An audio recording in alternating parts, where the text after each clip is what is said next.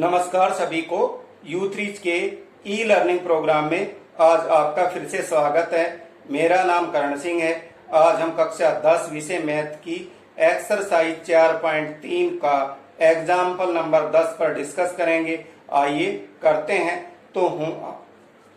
तो हमारे पास एक्सरसाइज 4.3 का एग्जाम्पल नंबर मीन्स उदाहरण नंबर 10 है कि एक्सरसाइज 4.1 के क्वेश्चन नंबर 2 के फर्स्ट पार्ट को द्विघाती सूत्र से हल करना है। तो हमारे पास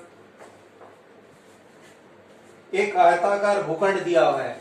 तो हमारे पास एक आयताकार ये भूखंड है जिसका क्षेत्रफल दिया हुआ है 528 मीटर की शक्ति 2। क्षेत्र की लंबाई बड़ी भुजा को कहते हैं और चौड़ाई छोटी भुजा को कहते हैं। तो कह रहा है क्षेत्र की लंबाई मीटर में चौड़ाई के दुगने से, तो चौड़ाई को x मान लिया तो लंबाई हो जाएगी दुगने से 1 अधिक है। भूखंड की लंबाई और चौड़ाई ज्ञात करनी है हमें द्विघाती सूत्र से। आइए करते हैं। तो सबसे पहले हम क्या करते हैं, माना भूखंड की चौड़ाई x मीटर, तो लंबाई हो जाएगी, तो भूखंड की लंबाई वो कह रहा है कि चौड़ाई के दुगने से 1 अधिक है, तो 2x प्लस 1, चौड़ाई का दुगना 2x जमा 1 मीटर। और भूखंड का क्षेत्रफल दिया हुआ है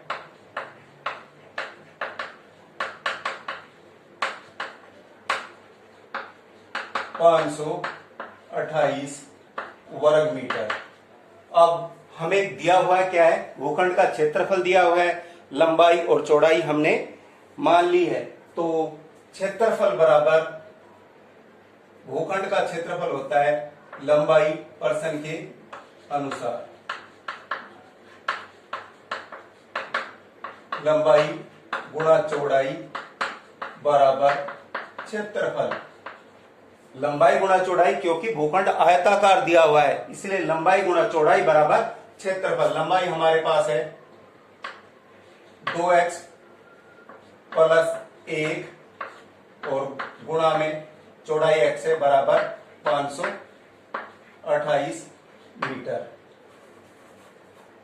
तो आइए करते हैं, 2x जमा 1 को x से गुणा करते हैं, तो x को 2x से गुणा करेंगे तो ये हो जाएगा 2x का स्क्वायर जमा x बराबर 528।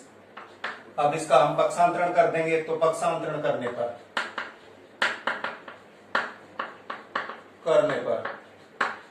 तो पक्षांतरण करेंगे तो ये 528 यहां से उठ के दूसरी तरफ आ जाएगा। पक्षांतरण का मतलब है सभी को एक पक्ष में करना, मीन्स पक्ष बदलना। ये हो जाएगा 2x का स्क्वायर जमा x माइनस 528 बराबर 0। अब हमारे पास द्विघात समीकरण बन गई 2x का स्क्वायर जमा x माइनस 528। अब हमें इसे द्विघाती सूत्र से हल करना है। तो द्विघाती सूत्र से हल करने से पहले हम इसकी तुलना क्या करेंगे, इसकी तुलना ax का स्क्वायर प्लस bx जमा c बराबर 0 से करते हैं। तुलना करने पर तो तुलना करते हैं, यहां तुलना करने पर a बराबर हमारे पास यहां होगा 2, a की जगह 2 है, b की जगह हमारे पास 1 है, जिसके पास साथ गिनती के अक्षर नहीं होते वो अंडरस्टूड है, उसकी वैल्यू 1 होती है। और c बराबर हमारे पास है माइनस का 528। तो अब इसका d ज्ञात करते हैं, विविध काट, और d का फार्मूला होता है 20 स्क्वायर माइनस 4ac। तो ये हो जाएगा डी। बी हमारे पास 1 है, 1 का स्क्वायर माइनस 4 गुणा में 2 गुणा माइनस 528, तो ये हो जाएगा 1 का वर्ग 1,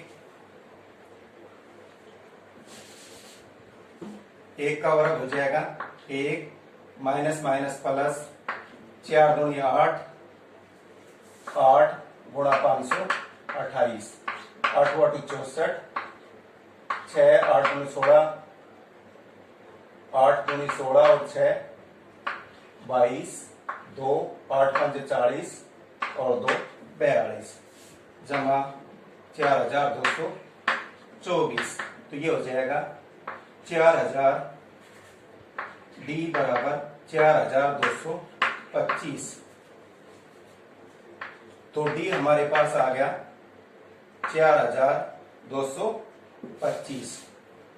तो डी बड़ा है 0 से, तो इस समीकरण के दो वास्तविक असमान मूल होंगे। तो अब हम डी बड़ा है 0 से, तो अब हम इसमें क्या लगाएंगे, द्विघाती सूत्र से। अतः द्विघाती सूत्र से, और द्विघाती सूत्र हमारे पास होता है x बराबर minus b plus minus b square minus 4ac या डी। डी हमने पहले ही ज्ञात कर लिया है, और डी का फार्मूला होता है बी स्क्वायर माइनस 4ac, तो हमने यहां लिखना होता है minus b plus minus under root b square minus 4ac या अंडर रूट डी बटा में 2a। तो हमारे पास b की वैल्यू है यहाँ 1, तो यहाँ minus a plus minus b square minus 4ac, और डी की वैल्यू है 4225 बटा में 2 गुणा में, और a की वैल्यू हमारे पास है 2, तो ये हमारे पास होगी minus 1 plus minus under root 4225 बटा में 4।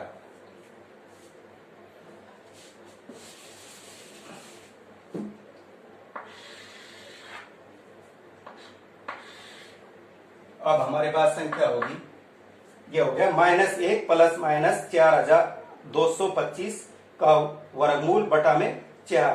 तो अब ये अंडर रूट 4225 है, अब हम इसका वर्गमूल कर लेंगे, तो हमारे पास हो जाएगा माइनस 1 प्लस माइनस, और 4225 का वर्गमूल होता है 65 x बराबर, और बटा में हमारे पास हो गया 4।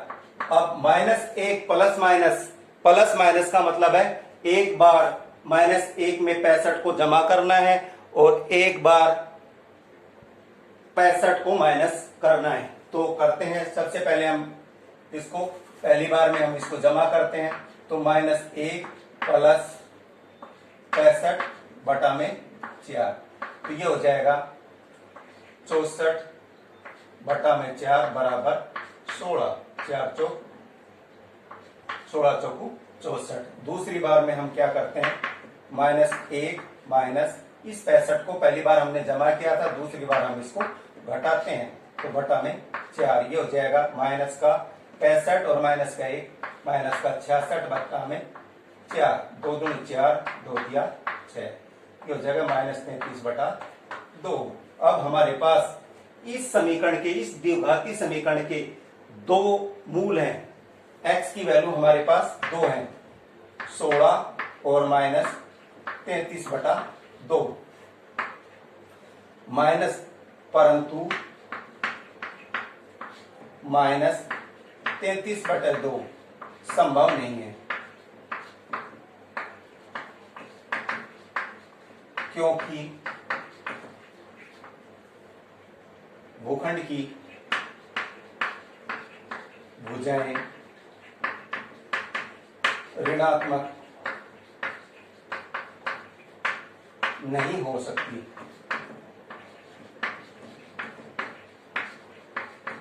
अतः हमारे पास x की वैल्यू आ गई 16 मीटर, और x जो हमने माना था भूखंड की चौड़ाई, तो हमारे पास भूखंड की चौड़ाई आ गई, इसलिए भूखंड की चौड़ाई बराबर 16 मीटर, और लंबाई हो जाएगी भूखंड की, जो हमने 2x प्लस 1 माना था, तो 2 गुणा 16 जमा 1 बराबर 33 मीटर। ये इस क्वेश्चन के उत्तर हैं।